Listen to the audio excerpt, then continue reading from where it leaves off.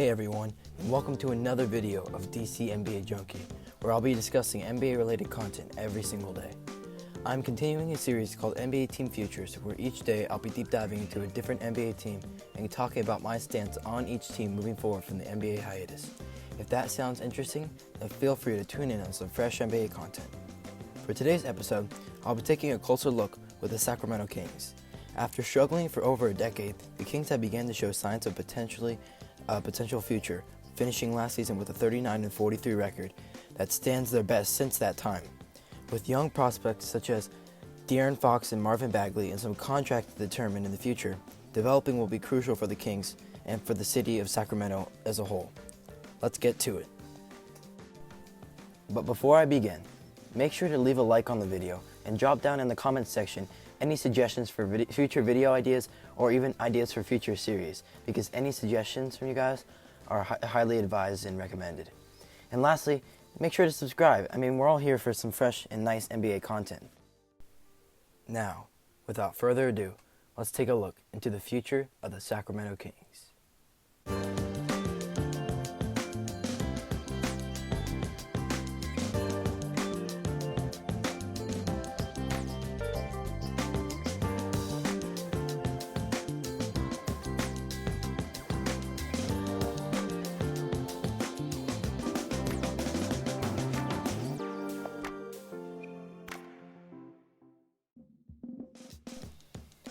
To begin, I want to talk about the team overview for the Sacramento Kings. They finished with a 28-36 record out of the 64 games they played prior to the NBA hiatus. And that was good enough it got them to the 11th seed in the West and 3.5 games out from the 8th seed. And this Sacramento team, I see them as a team that can run down the court, a solid, fast-paced team. In terms of the guys who can get it down, you got Corey Joseph, a good ball handler. Obviously, De'Aaron Fox, one of the quickest guys in the league, can really get the ball moving. Even Buddy Hield, just because they have shooters, including Bogdanovic, Nemanja Bjelica, and Harrison Barnes, and even Bogdanovic, and even Buddy Hield, they just have a lot of flexibility in their offense, whether they're trying to get to the basket or shooting or find shooters. But the only thing that's I also see with this team, unfortunately, is they've struggled with injuries, whether that's in the past or even just this season with Harry Giles and Marvin Bagley, which that's really hindering Bagley's development right now, which I really think is important so they can really see if he's going to be a part of them in the future. Developing players, they've always struggled developing, having a consistent development staff and even a coaching staff. Dave Yeager didn't exactly work out for them, and they've had struggles in the past. So I think moving forward for the Sacramento Kings team, just kind of having a more solidified front office and staff, and even just working to make sure they can develop their players and figure out what players work and what players don't. Because in the future, because you've already made a lot of commitments, so at this point, I think finding those players that you want in your future is going to be extremely important for their ultimate future as a team. All right, next I'm going to go into improving the depth for this team, and that's because they're a very promising team. I can't deny that they're one of the more interesting teams in the league because, in recent years they've had struggles, but they've drafted well. They've had some recently decent draft picks. They had De'Aaron Fox.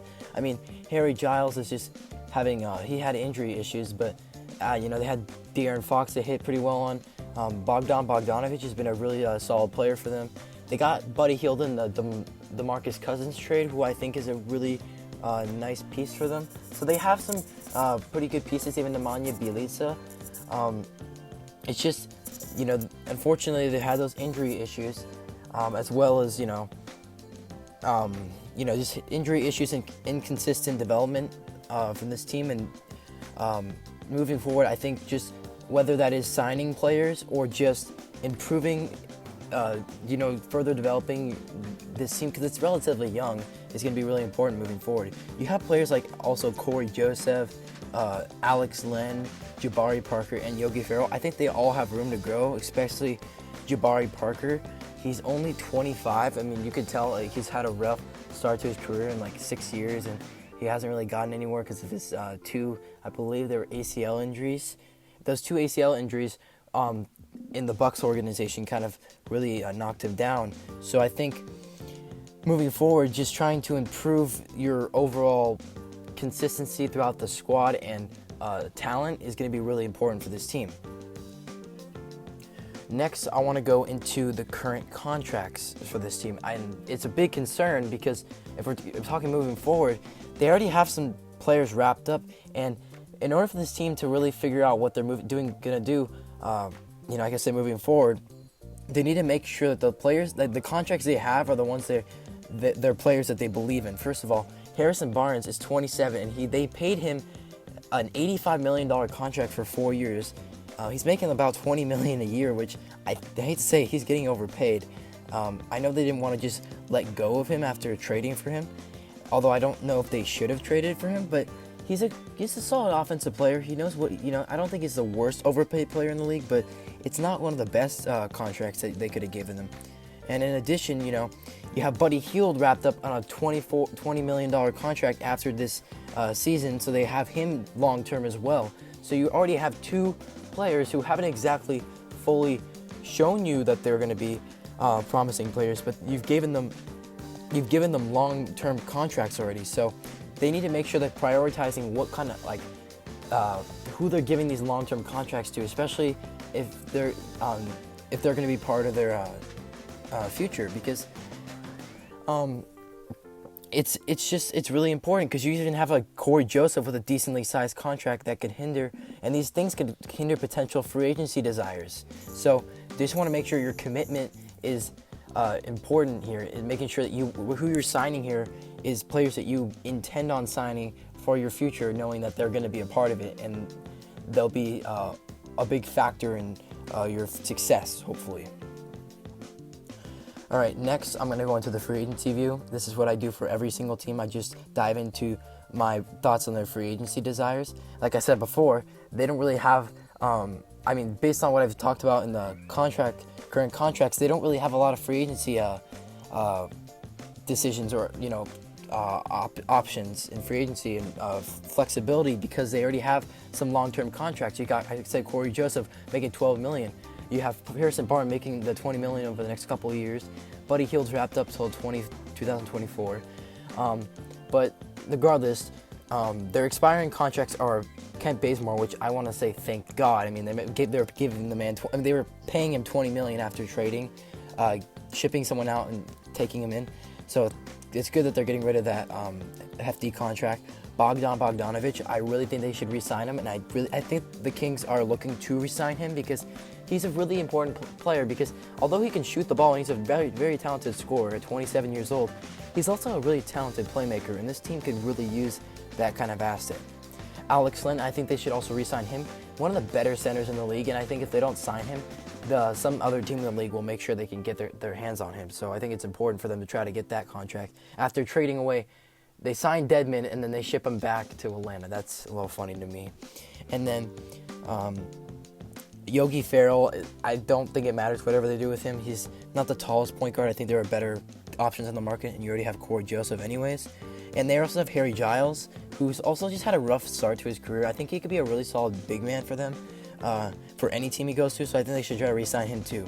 But like I said, there will most likely not be a lot of cap flexibility because they already have so many contracts that they're wrapped up on, and also they have to focus on paying Bogdanovich because he's going to want to get paid money. He's getting paid 8.5 right now, and I know he's worth more than that, so they're going to have to definitely make sure they can work towards that. And if not, if they don't have cap issues, which I don't see happening, they could look into Davis Bertans, Bryn Forbes for shooting talent, and even Wesley Matthews, just guys who could. Wesley Matthews is one of the more interesting ones because he could shoot and he could also provide solid defense. So I don't think there's a lot of flexibility they have this offseason because they already have so many guys on expiring contracts. But regardless, those are some of my options for them. And lastly, this is the hypothetical section I do for every single team, and is if the season continues. And for this team, honestly, it's just a hopeful to see if they could be included into the potential playoffs, because the NBA is looking to add more than just 16 teams, potentially 20 to 22 teams for a playoff, or just having a regular season continue and fighting for a spot. That's really all they have.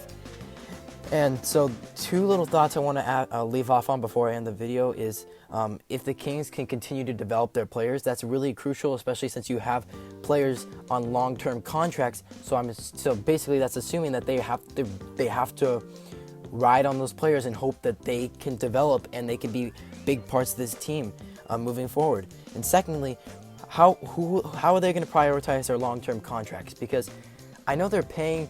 They're not paying too unreasonably, but eventually it gets to a point where you're paying Bogdanovich. Maybe soon enough Marvin Bagley, but that's not right now. But like Harry Giles might want some money, Alex Len might want a long-term contract. These guys are going to want long-term contracts because they don't know what's going to happen to the cap after the hiatus. So these long-term contracts could take a dip into this. They could really get into this team's salary, and then eventually De'Aaron Fox one day, after next season, he's going to need a payday. So that's just something they need to look towards moving forward. And with that being said, that is the end of today's NBA Team Futures video for the Sacramento Kings. If you enjoyed, make sure to subscribe to the channel and leave a like on the video as well, and drop a comment below about how you felt about the video. Anything you say is highly recommended. And yeah, with that being said, thank you very much for watching and have a great day.